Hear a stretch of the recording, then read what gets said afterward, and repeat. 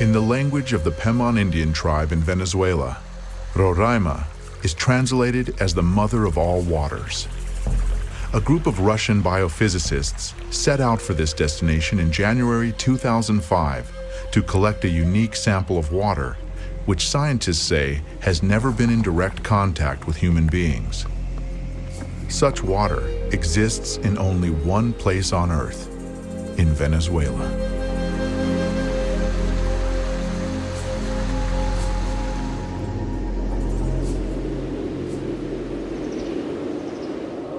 According to one hypothesis, a continent called Gondwana existed in the southern hemisphere during the Paleozoic era. Powerful tectonic processes occurring in the Earth's crust 3.5 million years ago split it into several parts. As a result of these changes, some segments of the continent sank, while those resting on granite substrates remained at their previous level. Elevated plateaus were formed, which the Indians called tepuyes, meaning pillars. Roraima is the largest of them.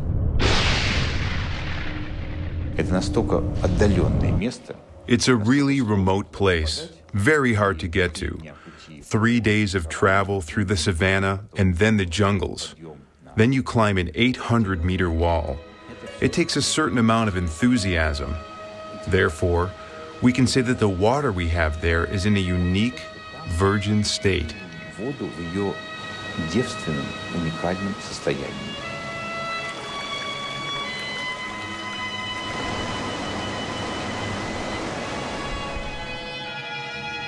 There is always a large cloud over Roraima. As evening approaches, a light haze appears.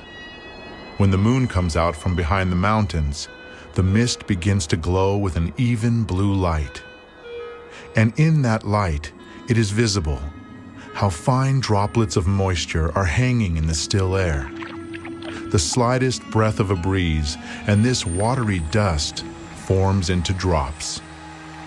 This is the origin of the rain, which rushes down in countless waterfalls.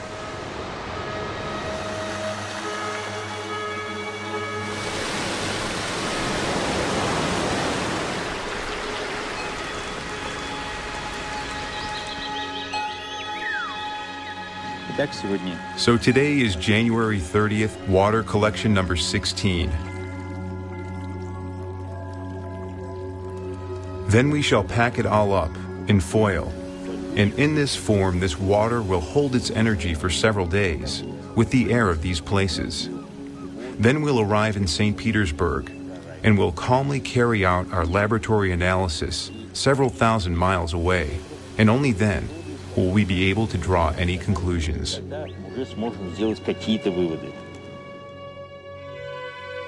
Professor Korotkov's laboratory has developed an instrument that can determine the energetics of water. It works on the basis of the Kirlian effect.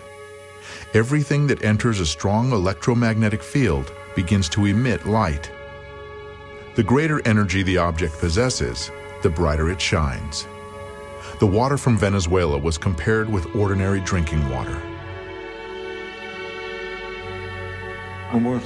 We can say that this water is not double, not triple, but it is 40,000 times more active. So these are really two fundamentally different substances. And water of this type, this water, which immediately activates the body, it activates the whole system. That's why there, where the Indians, despite the deprivation in which they live very long lives and are very happy. They absolutely do not want civilization to come to them.